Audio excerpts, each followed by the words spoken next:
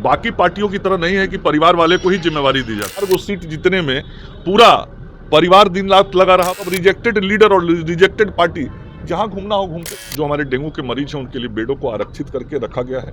स्वास्थ्य मंत्री मंगल पांडे आज पत्रकारों से बातचीत करते हुए उन्होंने बीजेपी की जन सदस्यता अभियान को लेकर के बातें बताई है। जी हां, उन्होंने कहा कि हम जगह जगह जाकर के जन सदस्यता अभियान को चलाएंगे, गांव कस्बे और हर एक पंचायत में जाकर लोगों से रूबरू करेंगे और यहां पर जन सदस्यता लोगों को ज़्यादा से ज़्यादा एकत्रित करने का हम काम करेंगे।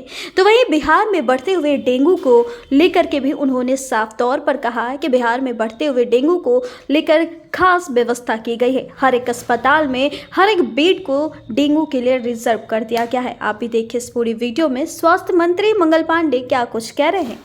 तरीके से संगठन को भी चलाती है और हर 6 साल पर नए तरीके से सदस्यता अभियान चलता है और पंचायत से लेकर राष्ट्रीय स्तर तक हमारे जो संगठन की संरचना है उसमें नए लोगों को जिम्मेवारी दी जाती है। बाकी पार्टियों की तरह नहीं है कि परिवार वाले को ही जिम्मेवारी दी जाती है। और हर 6 साल पे जो सदस्यता अभियान चलाया जाता है वही सदस्यता अभियान इस सत्र का 2024 से लेकर 30 के सदस्यता अभियान की शुरुआत आज दिल्ली में हमारे आदरणीय प्रधानमंत्री श्री नरेंद्र मोदी जी को सदस्य बना के राष्ट्रीय अध्यक्ष श्री जेपी नड्डा जी इसका शुरुआत करेंगे, शुभारंभ करेंगे और कल से विभिन्न राज्यों में सदस्यता अभियान का शुभारंभ होने वाला है।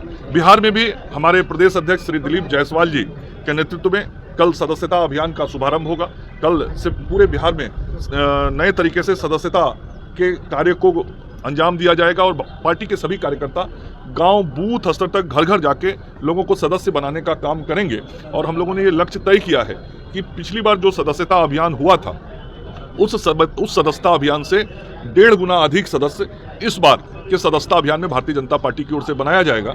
और जब सामान्य साधारण सदस्यता के काम पूरे होंगे तो उसके बाद फिर 2 महीने के अंतराल पे सक्रिय सदस्यता अभियान का भी कार्यक्रम हमारे बिहार में प्रदेश अध्यक्ष जी के नेतृत्व में चलाया जाएगा। मंगल जी 10 तारीख से तेजस्वी यादव समस्तीपुर से अपनी यात्रा की शुरुआत करने जा रहे हैं। कई जिलों का कार्यक्रम उनका तय हो चुका है। तो करेंगे क्या? जनता ने लोकसभा के चुनाव में उनको बता दिया है कि तेजस्वी बाबू आपका भविष्य क्या है, बिहार की जनता की नज़रों में आपकी राजनीतिक ताकत क्या है। ये तो बिहार की जनता ने वोट देके बता दिया कि 10% सीट लाने में भी उनको आंधी आएगी। 4 गो सीट जीतने में पूरा परिवार दिन रात लगा रहा, पूरी पार्टी दिन रात लगी रही और बहुत बड़े बड़े दावे आप सब लोगों के सामने उनके द्वारा, उनके पिताजी के द्वारा, उनके माताजी के द्वारा, उनकी बहन के द्वारा किया जाता रहा, लेकिन परिणाम तो 4 सीट का ही आया।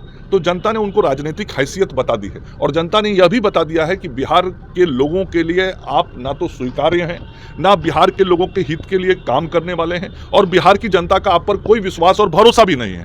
तो एक प्रकार से उनको समझ में आ जाना चाहिए कि वो एक रिजेक्टेड माल हैं और उनकी पार्टी भी रिजेक्टेड पार्टी है बिहार की जनता के द्वारा। तो अब रिजेक्टेड लीडर और रिजेक्टेड पार्टी जहां घूमना हो घूमते रहे।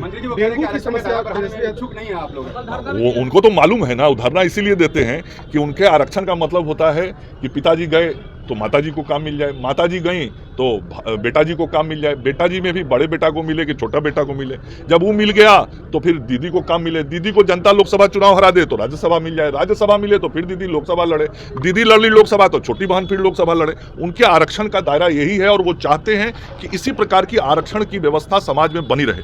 लेकिन हम भारतीय जनता पार्टी और एनडीए के लोग बाबा साहब अम्बेडकर जी के द्वारा बनाए हुए संविधान के अनुसार जो आरक्षण का प्रावधान और व्यवस्था है उसको बनाए रखना चाहते हैं। हम समाज के गरीब गुरबे दलित पिछड़े शोषित वंचित लोगों की लड़ाई लड़ते हैं। हम ही लोग थे जब बिहार में पंचायत का चुनाव हुआ तो हम लोगों ने अति पिछड़ों को राजनीतिक ताकत दिया, उनको आरक्षण दिया। 1977 में जब कर्पूरी ठाकुर जी की सरकार थी तो कैलाशपति मिश्र जी भारतीय जनता पार्टी की तरफ से उस सरकार में वित्त मंत्री थे जिन्होंने पिछड़ों अति पिछड़ों को महिलाओं को आरक्षण देने का काम किया था।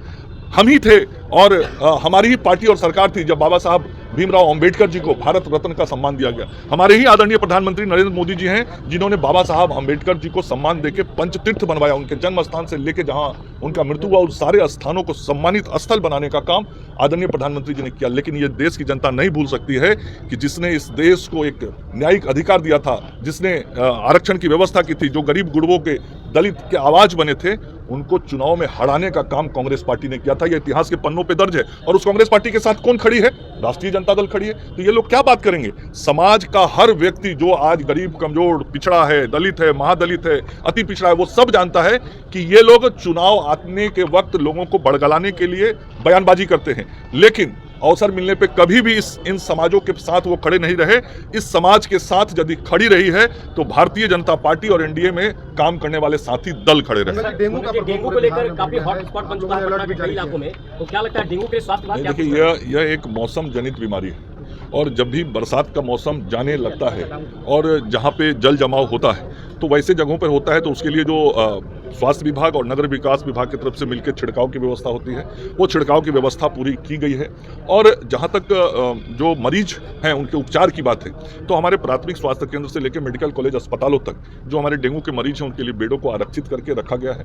और इस बीमारी के होने पर जरूरत यदि किसी को पड़ती है तो प्लाज्मा की जरूरत पड़ती है, तो प्लाज्मा की भी पर्याप्त व्यवस्था हमारे ब्लड बैंक में है और हम बेहतर स्वास्थ्य सेवा लोगों को दे रहे हैं और इस बीमारी की रोकथाम के लिए भी प्रयास सरकार की तरफ से हो रहे हैं।